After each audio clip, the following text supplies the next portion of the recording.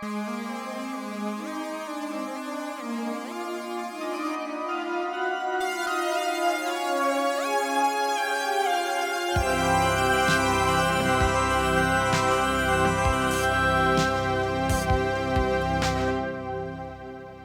everybody, back to Film Music Focus. Today, we're going to have a fun chat with composer Chris Willis, who I'm sure most, if not all of you, know his music. If you don't know his name, and for those that know both, you're in for a real treat today. So, welcome, Chris, to the program. How are you? Oh, thanks very much. Great to be here. I'm doing all right. So let's just kind of have some fun here. Let's start off, and I'd love to hear a little bit more about kind of your early years, as I know with our listeners, not perhaps the professional years, but how you started getting into music and perhaps what that aha moment was for you, if you had one or two or three, that you knew you needed to be in music. You needed to be a composer or a musicologist, or you needed to go to school, or whatever it was. What are those? Let's start with those couple things. Just kind of go from there. Cool. Yeah. I have a very vivid memory of being a little kid and not having had lessons or anything, but being sort of fascinated with a little YAMAHA keyboard that we had at home, and just that I still have. It may be constructed at this point, but I have this memory of the most sort of basic, naive awareness and fascination of it. You know, that the key, that the pitches went up and down, and that the black keys, you could kind of play whichever ones you wanted, and it wasn't that dissonant. And just the sort of fascination with the mechanics of it, that there was this whole sonic world there, and that there was a lot happening, and I didn't really get any of it. And there's a similar memory I have a bit later, after I had some piano lessons. So that first one, I probably was just like a tiny little kid, a toddler or whatever. But I really remember having a spark of enthusiasm for music, and this sense of wanting to figure it out. When I was playing around with music with my granddad. So I grew up in the south of England, as you were alluding to. My granddad was Australian, and so I only saw him every so often. He was a great musician. He was a great self-taught pianist. He was an engineer, principally. He's a mechanical engineer and an engineering professor.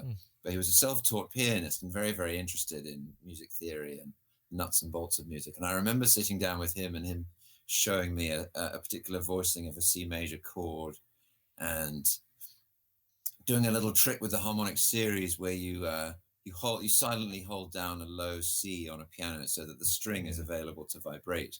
And then you play other notes in the harmonic series of that C, and you hear that one string resonating sympathetically once it's been activated like that. And I just sort of caught this bug of being fascinated by the acoustics of sound like that. And I, in some ways, maybe feel like my attitude, my feelings about music have always had something connected with that. It's a little bit like my granddad, a little bit sort of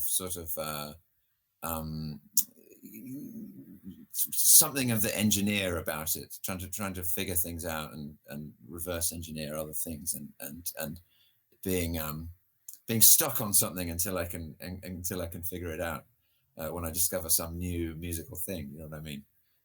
You use the phrase reverse engineering, which is, obviously a common phrase amongst engineers, but one that perhaps isn't used enough amongst musicians, particularly composers, because I think a lot of what we learn comes from reverse engineering. And, of course, a lot of it comes from practicing on our own and experimenting on our own and getting feedback on our own based on what we're attempting and learning that way. But you're absolutely right about reverse engineering. It's an interesting topic because without a lifetime of study with that kind of concept in mind, you're certainly limiting yourself. And I have I've shared this story every once in a while, but this concept of constantly learning, right? I remember years ago when I was still at university at UCLA, I had asked one of my professors, I was still super young, I was a freshman that year, and I asked him in the corner, I just kind of stopped him and I said, Professor XYZ, what are you studying these days? And he kind of looked at me and he says, well, I'm kind of past that point in my career. And it's always stuck with me. It's always stuck with me as arguably Right. one of the least friendly answers I ever received at university, not because of I felt like I offended him, which I had felt that in the moment.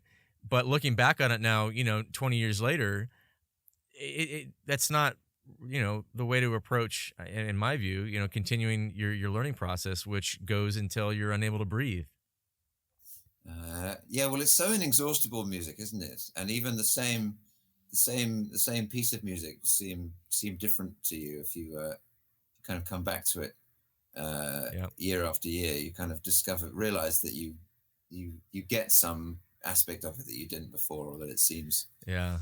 fundamentally sadder or fundamentally different from the way it did the last time you heard it. Yeah, it's an interesting observation. It's not unlike, some of the great memories we have of film or television or whatever we watched growing up as kids. You go 20 years not watching it and you come back and, Yeah. sometimes it's even better, in the case of I'll go back and watch Knight Rider or Thundercats or, so many just vintage things from the 80s. And I love them just as much, if not more. So did you have that real passion for music early on that you clearly have now? And if you had it in a similar way, how did you build upon it? Which is an interesting study in its own, particularly for a lot of our listeners who are up and coming young professionals that are dealing with that. How do you build? How do you continue to take the next step? Yeah. I always found, and I still to this day, I'm interested in this question, that the world of classical music is a strange one to come through and want to actually be a composer. Um, it's and it's not sort of through anyone's fault really, but I think the the the the complexity of the music that you're learning, if you're learning, say, the piano in the world of classical music, is such that you can't really see the wood from the trees. It's very hard as a young person learning piano pieces to really be in touch with what it is that you're playing. Um, I often think that if a kid decides to learn the guitar and goes to a local singer-songwriter who just plays a little bit of guitar, they're going to immediately start learning more music theory and more useful music theory than someone is if they're incredibly promising pianist and they go off to a classical piano teacher and they start learning, Chopin and Liszt and Rachmaninoff. Because the person learning the guitar from the singer-songwriter from day one learns, probably the first things they learn are some chords, and they learn that they are chords, and they learn what the chords are called, and then they learn how the chords relate, and then they learn a song that uses those chords. So they learn this information in this very organized way that then lends itself instantly to being slightly adapted. Okay, well, if I know these three chords and I know that there are a multitude of songs using these three chords, then why don't I just reorder the three chords a bit and I'll have come up with my own song. The kid learning Chopin etudes and the Liszt piano sonata isn't getting that information at all. The information that's going through their fingers is incredibly baffling. Yeah. And it would take a very, very long time to actually understand,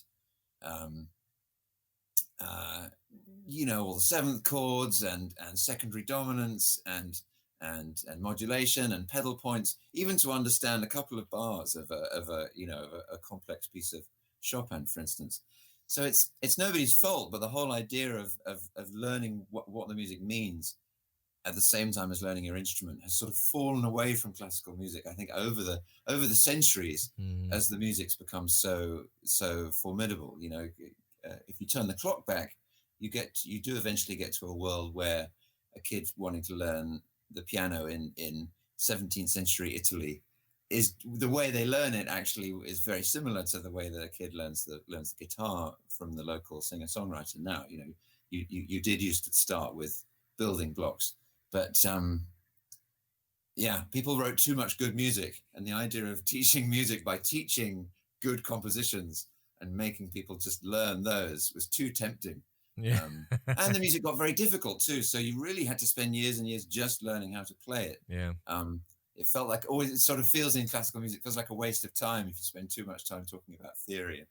Anyway, so my teens, I would say, were very bound up with that kind of conundrum. I loved music in this creative, compositional way, but I found there was always this sort of gulf between my own attempts to figure it out and the kinds of things that one learns going through classical music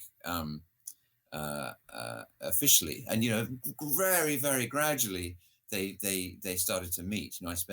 I did the music undergrad at Cambridge, which is a very theoretical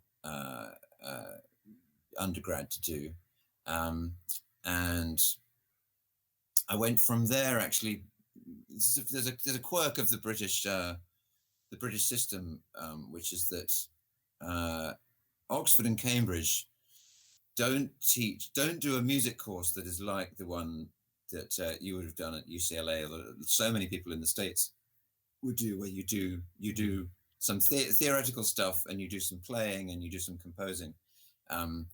The music degree at Cambridge is very much like doing an English literature degree. You're writing essays about music, and that's about it. Most of it, you do some harmony and counterpoint things, but there's not a big component of playing music, and there's not a big component of writing music. So what people often do to get around that quirk is you go there and you do this rather heavy music degree, and then you go, if you really want to play an instrument, you go to music college afterwards. So I did that. I did the music undergrad at Cambridge, but then I was a pianist at that time, kind of first and foremost. I was really I was interested in composing, as I said, but I was confused about there being so many questions and so much doubt. So I went to music college, and then I went back to Cambridge again after music college because I was still confused. And when I finally started teaching undergrad music theory, day in, day out as a postgrad at Cambridge, I finally started to feel like I had more answers maybe than questions about how music works. And my level of confidence was finally getting to a point where it wasn't just sort of, drowned out by doubt and confusion. And I could open a piece of music by a composer I liked and actually think, I basically get what's going on here. I'm not completely bamboozled by half the chord and half the. But I think in the modern world it takes that long, because it is so hard to get that information from the world of classical music. It's an interesting posit, what the meaning behind those verticals are, the performance vertical, the composition vertical, the conducting vertical, and all of those, while they're certainly intertwined, have a lifetime of necessary study behind each one of those. And, with any luck, in each of those verticals, you at some point in your career figure it out to some degree. I think the best amongst us, John Williams is certainly at the very top and has been for many, many decades in his vertical. And, I've heard him say, many times very humbly that he's in his own way still trying to figure it out, so to speak. And, to hear someone like that say that is not only, humbling to say the least, but it's also educational, because it brings to point the importance of understanding that perhaps the game is not to ever figure it out. The game is to understand that you're constantly trying to. I think you can even make that argument for some of the greatest composers in history, the three Bs, any of the great Russians, and we'll get to the Russians later in the program when we talk about one of your scores. One of my favorites that I love to bring up is Benjamin Britten, because I always felt, and continue to this day to feel, that he's one of those very rare composers in music history that constantly got better. He didn't burst onto the scene at age 17 or age 12 or age 21 and write this monolithic work that cemented him immediately in the canon, and he was forever there. You know, he had a different type of career, as you know, and a very practical one, and one which I respond to and appreciate and respect very much, because Right. he constantly got better. And by the time he got to his late operas, you can hear a tool belt of a career worth of skill set, which is just so cool to listen to it from that perspective. Anyway, to your point, you're right. You know, it's, where do you go? Do you go as a pianist? Do you go as a composer? Do you go as an arranger? Or do you try and go go as some version of all three? Let's talk about how you made it to the States. And so you, as I understand it, started in Australia, came to the UK, and then came to the States. When I say started, you were born there. Yeah, that's Yeah, right. yeah. You came to the States, and I honestly don't know what brought you here. I'd love to hear it, and I'd love to hear kind of how you first got started over at Remote with our our friends over there. Right. Yeah. I so yeah, as I was saying, I was sort of trying to find my place in the world a bit, uh, uh, through classical music for a long time. Um, and I was a pianist basically for a few years. You know, I in my early 20s, I wasn't winning piano competitions and flying first class around the world to play with big orchestras and stuff. Um, but I was doing some concerts, and I was attempting to do that. So that was, I guess that was before I went back to Cambridge. Actually, yeah, just for a year or two, I was just kind of, giving that a go, and I'm not sure it was. I'm not sure it was ever quite the right fit. I just found that I was still thinking about composing all the time, and just sort of, um, just not sure that it was right. So going back to Cambridge the second time was very much bound up with that uncertainty. Um, and that meant that I became a sort of a musicologist for a few years, because the PhD that I did was the um, I did, in a way, the most obvious thing I could to sort of buy some more time, you know. Which I had this wonderful, uh, lecturer, Professor, Dean Sutcliffe, who's a New Zealander. Um, I'd always really responded to his music analysis, classes, and he was really into, Domenico Scarlatti, and had gotten me really into Domenico Scarlatti at the end of my undergrad. Um, and I had got more into Scarlatti while I'd been becoming a pianist. So I sort of, in a way, did the most obvious thing I possibly could, which was just to apply to go back to Cambridge again, to write a PhD about Scarlatti. Very little written about Scarlatti, very obvious, easy thing to just be like, I can easily contribute to this body of work, with this professor that I know will be really stimulating and interesting. Um, so that was what I was doing, for a few years there. And he introduced me to, some things that I still really, really rely on all the time: Schenkerian analysis, and lots of other, as you say, bits of items on a tool belt.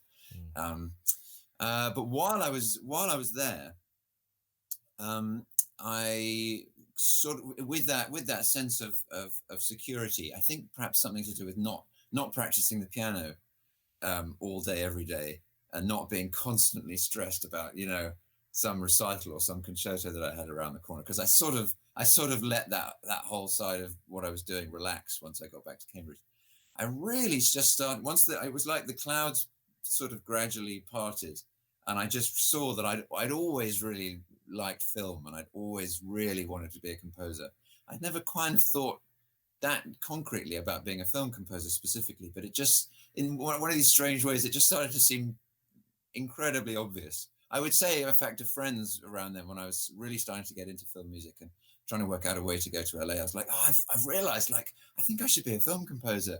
And they're like, we know. It's the most obvious thing. You've always obviously wanted to be a film composer.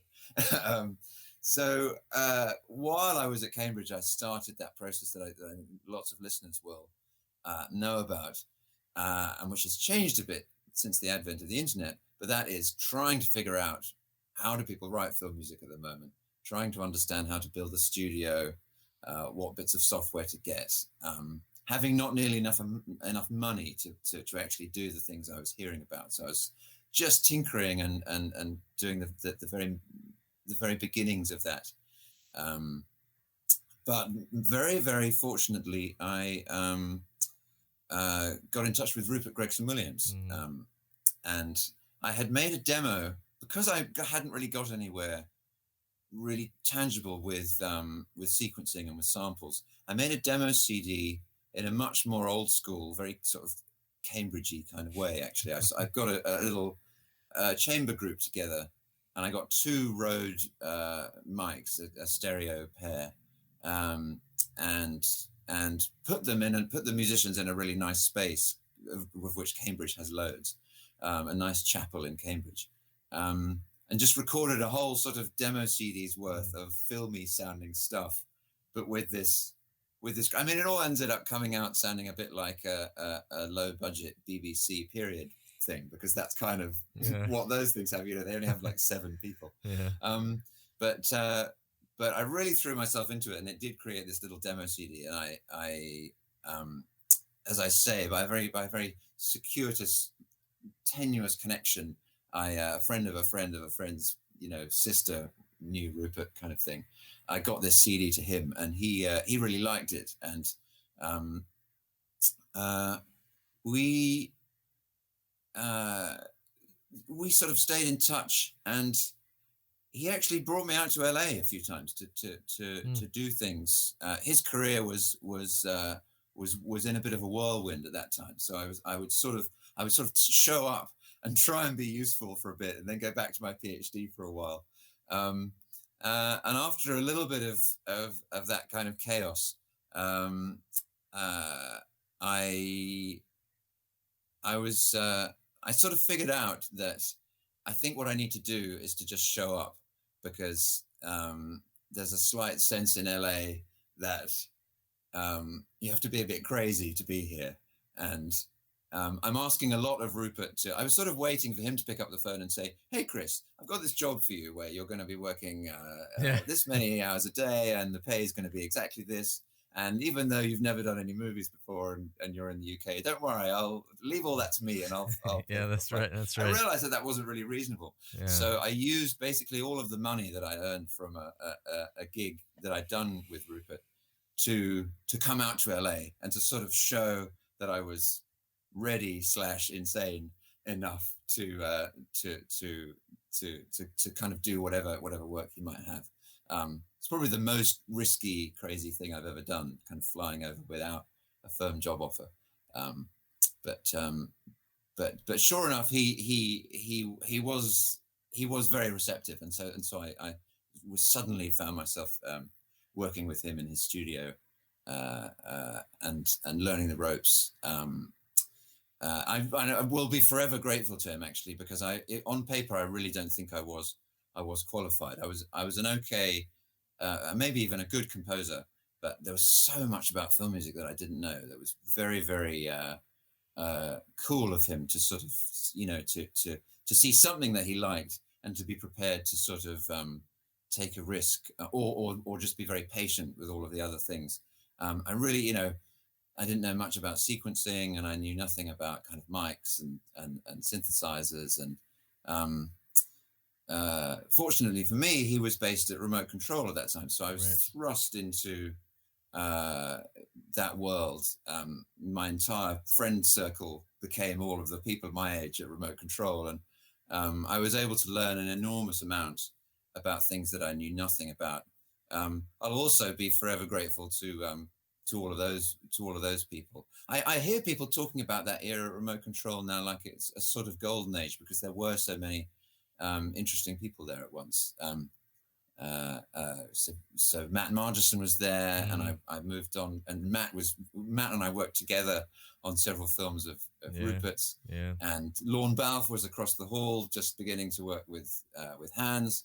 And Henry Jackman and Lorne were working together on Hans's movies, and then I started doing some movies with Henry, and then Don Lewis arrived, and Don Lewis was around, and all of these people, it seemed to me, knew more about what they were doing than I did, and so it was an enormously kind of fruitful period. I've always felt, and I know a lot of other people in the industry feel it's similar.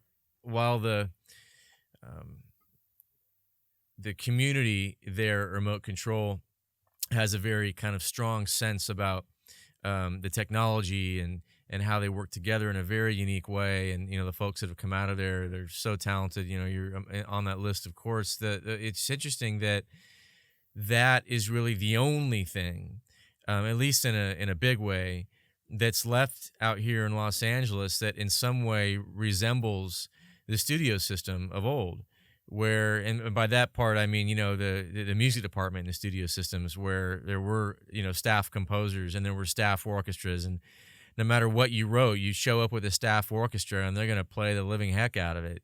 Um, yeah, the ability to go across the hall and make a joke with your colleague and what they're, writing for, you know, God composer X and then the other God composer Y down the hall. And of course, Hans at the top of all this, and the way that he's so amazing at relationships and collaborations and producing. I never went through there, of course, but to talk to those that have, it's always the same visceral energy that you get as far as describing what it was like. And it's interesting that Right. there's so little of that left, which is a lost art. Composers communicating with composers, as though somehow that was never intended to be. um, I've been getting more and more interested in how the studios used to operate. I get we'll probably come back to this, but I just continue to get more and more curious about Disney in particular, Mhm. because I'm always going off and researching the history of Disney and looking at old scores and things, and I find the old Disney scores intimidatingly good. They're so Yeah. well written to the picture. Um, and so yeah, I'm sort of more and more curious about how that worked Mhm. and how that got done. And I was going to say it really worked out. I feel very fortunate with remote control, in that I suppose this could have been the death of me. It could have meant that I ended up, you know, buying a plane ticket back home again. But basically, remote control was very much the opposite in terms of skill set, um, of what I already, brought to the table. Mhm. Um, uh, I was good at big, complicated chords and you know, a lot of music theory. Um, but all of the things that remote control is famous for, I knew nothing about at all. So I got this sudden, very, very, very, um, very, very rapid crash course in Cubase sequences with hundreds of tracks, and Yeah. and I mean, they were always pushing the envelope so much that there were always people around worrying about the technical things. They were adding computers to their rigs all the time, and Yeah. the computers were being pushed to their limit and falling over, and people were staying up all night to try and figure out what had happened. Um, uh, that kind of thing. I feel like um, when I finally left, a bit later, I did sort of relax. I found myself moving very quickly into a different sort of stylistic world, because I Mhm. reconnected with all the things I was interested in before I Mhm. went. So my music immediately became more orchestral and more sort of old school orchestral, and sort of more strict about how many people are playing each thing and how stuff's going to work in a Mhm. room. And I started using notation software again, and playing the piano a lot more.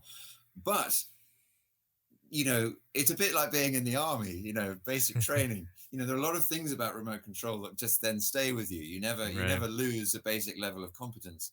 Um, and I work with Satoshi Noguchi, the Mhm. engineer that I use all the time, and he was Mhm. at remote as well when he was younger Ah. um, on the engineering side. And I feel for both of us, our natural tastes since leaving have gone off in our own directions. Mhm. We both have a lot of old school interests. I'm very interested in old school orchestration and composition, and he's very interested in classical recording and Mhm. Decca kind of Yeah. sort of the Decca sound. And yet, that sort of high tech world that we came from is always there. It doesn't go away completely. So if you saw my Cubase template, Yeah. it doesn't look that different from a remote control one now. And Yeah. and on the whole, this is just one little example. A typical remote control way of working is that the samples um, uh, very often stay in the final mix. You're adding the Right. real orchestra to the samples. And once I left, I moved away from that and just, started just using the music that we recorded and not using the samples at all. But if you've grown up in that world, then I think your demos and what the samples are doing are such that if you do need to cheat at some point, if you have some emergency, you can dip into them. Or, even on the most legit score, you may decide that you can't afford, real real harp or Right. or something, or just you just want to have some texture where the you have tons of harmonics and you don't have enough string players for the harmonics, so you decide to have the harmonics be done by the fakes. If you've come out of a world like remote, then you can quickly adapt to some strange technical situation like that, and you can it remains there. It's not like being a completely classical musician and suddenly thinking, oh my God, how do I do this technical thing using MIDI and samples and audio? What notation software do you use? And do you write anything at all these days by pencil and paper? I imagine with your keyboard chops you wouldn't need to, but some people still do. I use Sibelius if I'm using a notation thing. I'm not as good as I used to be. There was a period when I was younger when I was just composing using Sibelius. I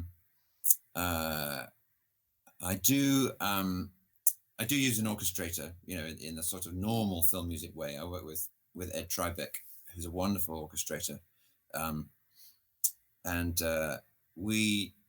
I try to make it so that what I do in Cubase is very easy to turn into notation. So I'm not asking him to make lots of decisions and compromises for me. I'm not writing so many things that they can't all make it into the score, which is a very common job of the orchestrator in the era of film music being written on computers. But I do write by hand quite a lot, actually. Actually, right next to the computer, I put the computer on the piano. There's a pad right there. Good. I love it. I still find writing by hand is the best way I know of to write a tune, because you don't have to make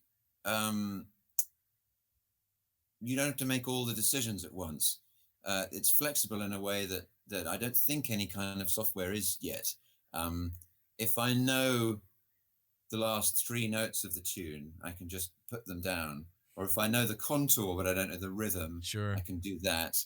Or if I'm trying to decide between 2 different versions of the tune, I can write them both next to each other. So I still think that that's probably the best way of writing a tune. And if I have a very thorny bit of like counterpoint to do, I'll still do that by hand as well. I somehow... you're writing counterpoint. If you're in Sibelius or something, you're spending half your time worrying about how to actually get it to write it correctly. Yeah. Whereas writing counterpoint on paper is very easy. The stems, you just put the stems however you want. If you could see the bits of manuscript paper, they normally are just a series of kind of motifs. Because I'm trying out different motifs, or sometimes there'll be a whole melody. Just a sort of musical brainstorm. I've been hearing that there's lots of developments happening in notation software that might get us all really excited soon, where you can actually write by hand right onto your iPad and it'll turn it into notation. There's a couple that are close. I've experimented with a couple of them, and I'm not entirely happy yet with it. Like if I'm going to go away with or go away from rather actual lead and pencil in the pencil with the paper, and go over to to my right I have a big whatever you call these things, these giant PC screens that you can bring up your whole pad, and you write with a stylus. And oh wow, I see. Yeah, the first guy I ever saw do it really well was Joel McNeely. Years ago, and his studio setup's great. He's a very old school knows how to write in any style, amazingly well-trained composer. And he also understands the tactile advantage, of writing with a pencil and paper as you do, and what it does creatively and what it does perhaps even spiritually. But at the same time, like he ended up gravitating away to some degree from paper and writes everything by hand, but writes it right into his his big tabloid plus size screen. Wow. And there's advantages to that and there's disadvantages, right? The advantages are that you got everything digital already, and it's some, even if you're just going into a PDF, which is kind of the crude way of doing it that I do every once in a while. It doesn't, even the ones that are built to try and learn your notation, your manuscript, and put it into notation software, it's not quite there yet. And I mean, it's going to be a huge budget saver when someone really, really cracks it in the way that they're getting close to cracking, how to better use voice commands and things like that. And, AI being able to know what you're saying and what you're about to Yeah. say, even, which is scary. But, I'm still very much with you. It's pencil and paper is an amazing thing. But, when you're on a screen, as big as this thing is, it's got to be at least, 15 inches by maybe 10 inches. It's really big. You don't have the ability to take a piece of paper that you did this here and you throw it off to the left. You have to scroll the page and you can't see it at the same time as page 1. Whereas, sometimes here you can see page 1 and 14 and 3 all together when it's just paper, right? Yeah. Well, So and you said spiritual, and um there really is something probably mentally different mm, about the different actions, which is not to be sniffed at. yeah, I find if I'm working away on something and riffing, when I'm in the initial stages of composing on the sequencer, I have a piano pulled up all the time anyway. But if I go from the fake piano on the computer to the real piano, um, my body can tell that it's slightly different, and it seems to just shake things up slightly. yeah. And it's similar with notation. Even if I think I've got a handle on what the melody is, and I'm wrestling with it without writing it down, sometimes when I do start writing it down, it just seems mentally very different suddenly. It is. And Some solution seems obvious that wasn't obvious before. a lot of it's acoustical too, right? I mean, we can demonstrate. I mean, even just a simple, C major voicing, here, which, well, and I don't know if you agree with this, but generally speaking, I feel at least that if it sounds pretty good on the piano and your pianist, you know what to listen for, it's going to sound pretty good in the orchestra or in the live setting if you know how to Yeah, if you know how to set it correctly. If you start voicing C major chords, like this, it's going to sound like that in the real world. But again, this is yeah, digital. It's as beautiful as that might be, it's still digital. So the moment you hear that on a piano, even this, something is kind of colliding as a sus flat 9, it sounds so much different on a piano. And the moment you hear the difference between the digital piano, even if it's a really good one, and the real piano, the same exact music, 1-to-1 comp, your entire embodiment of being a human changes. And for those that really do pay attention, as I know you do, you started off talking about it, sympathetic vibrations and the overtone series and what these things mean. That makes a great deal of difference in orchestration, and that's completely ignored in the digital scape for all right. the obvious reasons. Yeah, So it's really interesting because folks such as yourself, to go back to what you were saying about bringing a lot of tools to remote that otherwise was not what remote was about. I mean, from as an outsider, I'm sure as the credits in your early career of co-compositions and working with additional music by is evidence of that your skill set was obviously respected and appreciated over there in a place where skill sets were very different to some degree. Um, so both of these worlds colliding is a fascinating thing, and that's kind of where we are. But you're one of the few cats, particularly at your age level, that has a great command of the acoustical space and as well as the digital space, and those are two very important differences. I've been having this feeling that there's a sort of third wave of of composers happening at the moment. That because there was the old guard, and then there was the sort of digital revolution, sort of a sonic revolution too, where lots of ideas from pop music and from outside the orchestra swept in, let's say in the 80s, 90s. And there was no way to survive without being very computer literate. But now perhaps there's a third generation for whom the computers are relatively familiar, and it's possible to. I think there was a whole era where it was kind of very difficult for a truly classical person to actually find their way into film music, because there were so many things that they didn't actually know anything about. Now this is probably too simplistic, but maybe now that there's possible for there to be a sort of synthesis. Now that we may be starting to see some of that sort of legit writing that a lot of us are very nostalgic for. From Goldsmith and earlier. Sort of coming back. I certainly, you talk to younger composers, and there's so much enthusiasm for old school things. Immense enthusiasm for orchestration and for sort of crazy harmonies and whatever you like.